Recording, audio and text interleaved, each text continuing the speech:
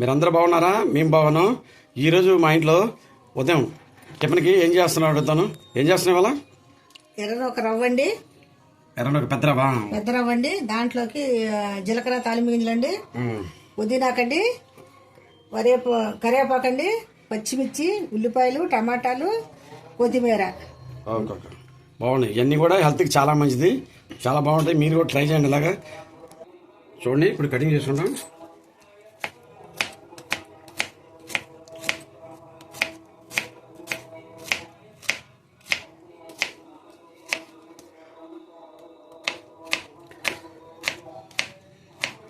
చాలా బాగుంటుంది ఇవన్నీ వేసి కలుపుకుంటే. ఎందుకంటే పుదీనా కూడా మన హెల్త్కి మంచిది కదా.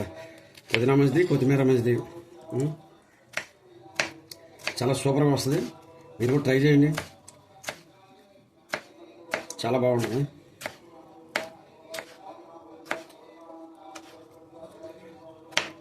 టమాటా వేసుకుంటే కొద్దిగా, ఎందుకంటే కొద్దిగా కలర్ వస్తుంది. మిర్చి ఇప్పుడు ఎలాగా మనకి టమాటా పెద్ద ఇది లేదు కదా, బాగానే ఉన్నాయి కాబట్టి పర్లేదు.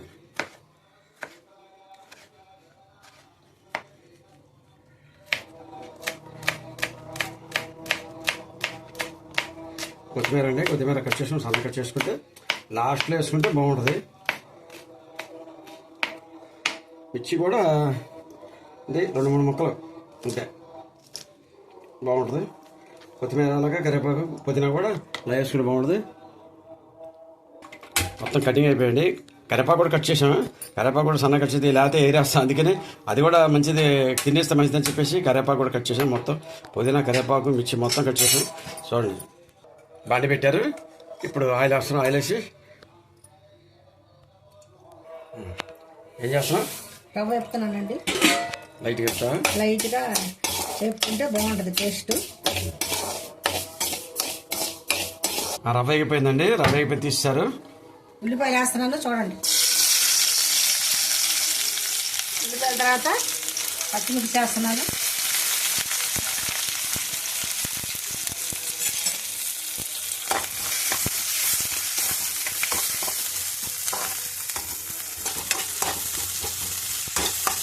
అన్నీ వేసావా? టమాటా వేసుకోవాలండి. ఇంకా కొత్తిమీర వేస్తున్నాను.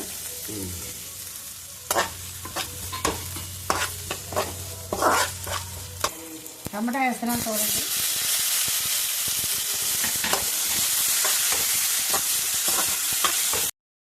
వాటర్ వేసారు.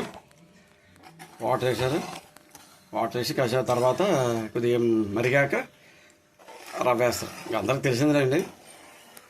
బాగా మరిగింది. ఇక రవ్వ పోస్తున్నారు. చూడండి,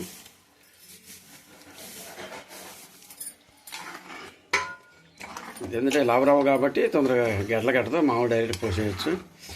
సన్న రవ్వ అయితే గెడ్ల కట్టేస్తుంది చూసుకోకపోతే. ఉప్మా రెడీ అయిపోయిందండి. చూడండి ఎంత బాగా వచ్చిందో. లావు రవ్వ ఉప్మా చాలా బాగా వచ్చింది, చాలా టేస్టీగా. చూడండి, లైక్ చేయండి, షేర్ చేయండి, సబ్స్క్రైబ్ చేయండి. ఇది కొత్త ఛానల్ హెల్ప్ చేయండి.